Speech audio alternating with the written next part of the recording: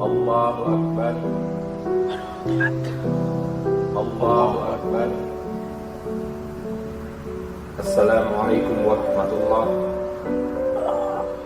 Allahu Akbar. Allahu Akbar. Allahu Akbar. Allah.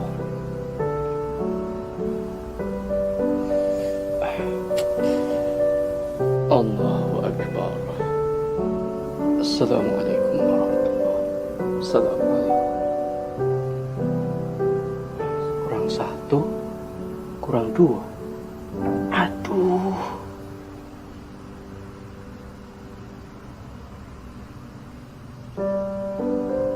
Alhamdulillah wassalatu wassalamu ala rasulillah. Pemirsa yang berbahagia, apa yang kita saksikan adalah satu kejadian ketika orang lupa sehingga dia ragu mengenai jumlah rakaat dalam sholat yang telah dia kerjakan.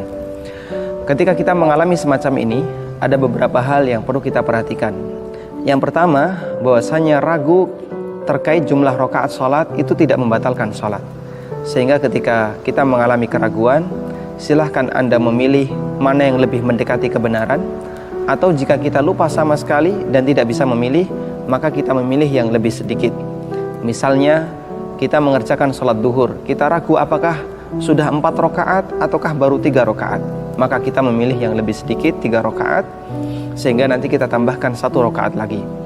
Kemudian yang kedua, Rasulullah SAW mengajarkan kita untuk melakukan sujud sahwi ketika kita mengalami keraguan dalam sholat mengenai jumlah rakaatnya. Dan beliau memberikan rincian. Yang pertama, apabila kita bisa memiliki kecenderungan kepada salah satu yang kita yakini itu lebih benar. Misalnya kita ragu apakah ini baru 2 rakaat ataukah sudah 3 rakaat. Dan kita ingat nampaknya kita belum tasyahud awal, maka kita memilih 2 rakaat karena itu yang lebih mendekati. Kemudian selanjutnya kita melakukan salam, artinya sholat sampai selesai. Lalu sujud sahwi 2 kali.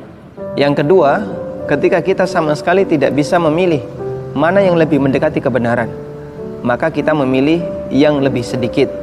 Misalnya kita ragu 2 atau 3, maka kita pilih 2. Kemudian kita tambahkan 1 lagi, sehingga kita semakin yakin kalau sholat kita tidak kurang jumlah rakaatnya. Selanjutnya kita melakukan sujud sahwi sebelum salam. Lalu bagaimana jika kita tidak tahu ternyata di sana ada sujud sahwi? Jika kita tidak tahu, kemudian kita diberitahu oleh seseorang, begitu selesai sholat kita dikasih tahu, Bapak ragu dan Bapak lakukan sujud sahwi, maka silahkan Anda lakukan sujud sahwi meskipun sholat sudah selesai. Sujud sahwi. Allahu Akbar. Allahu Akbar. Allahu Akbar. Allahu Akbar. Assalamualaikum warahmatullahi wabarakatuh. Assalamualaikum. Allahu Akbar. Allahu Akbar. Subhanallah. Subhanallah.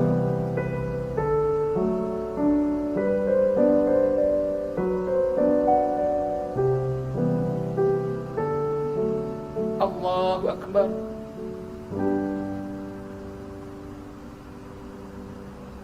Allahu Akbar. Allahu Akbar. Subhanallah. Allahu Akbar. Assalamualaikum warahmatullah. Assalamualaikum warahmatullah.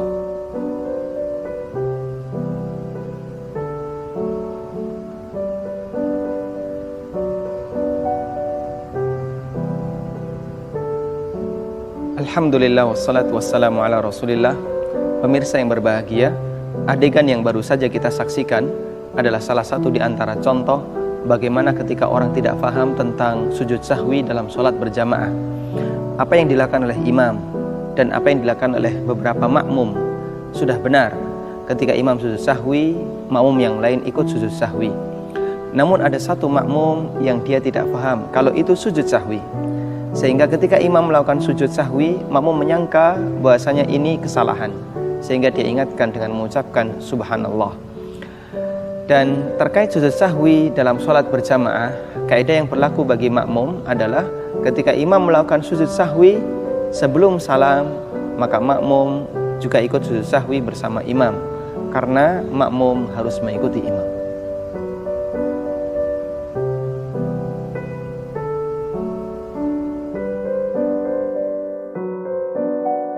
Allahu Akbar.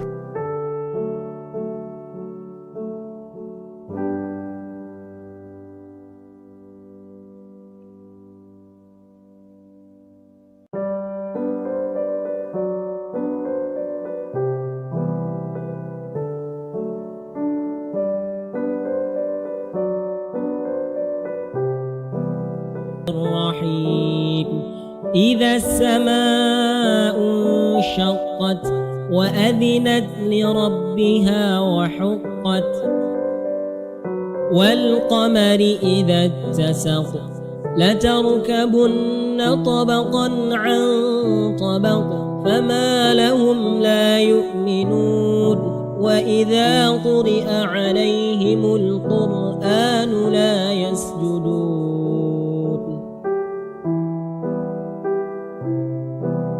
سجد وجهي للذي خلقه وصوره وشق سمعه وبصره تبارك الله أحسن الخالقين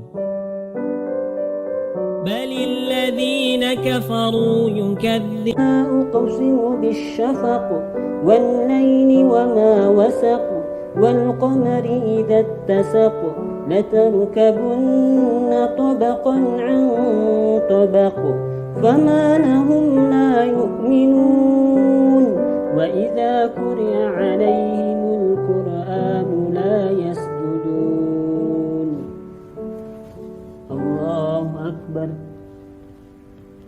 Subhanallah. Subhanallah. Subhanallah.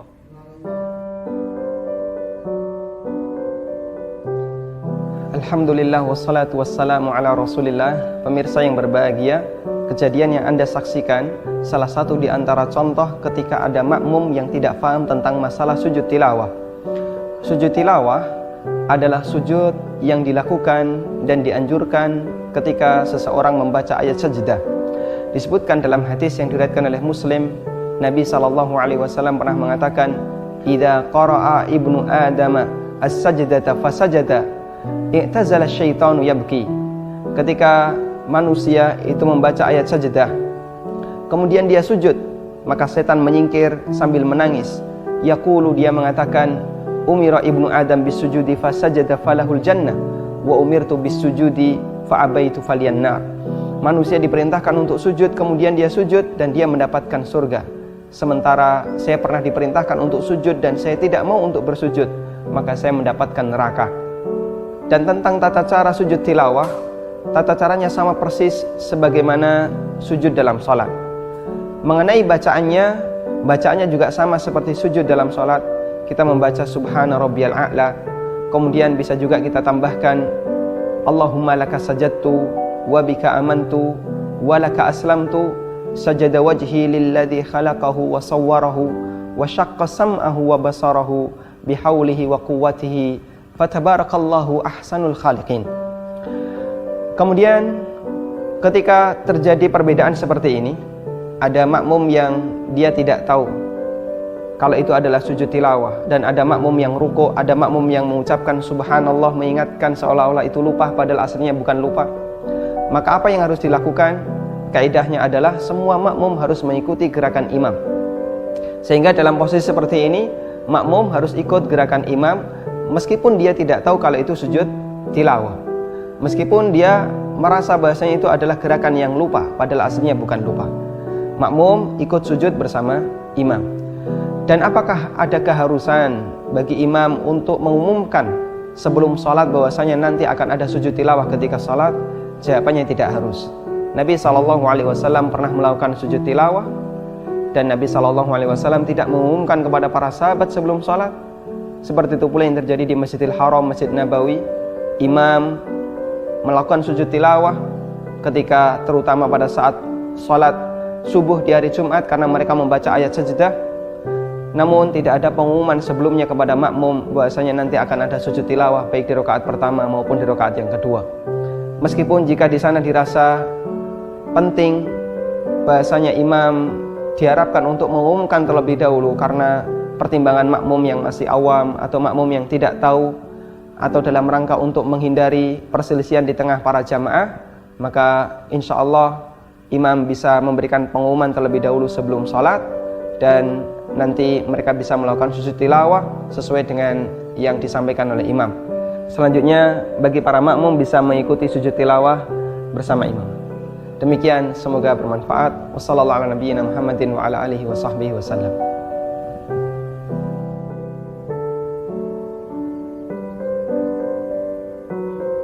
Allahu Akbar.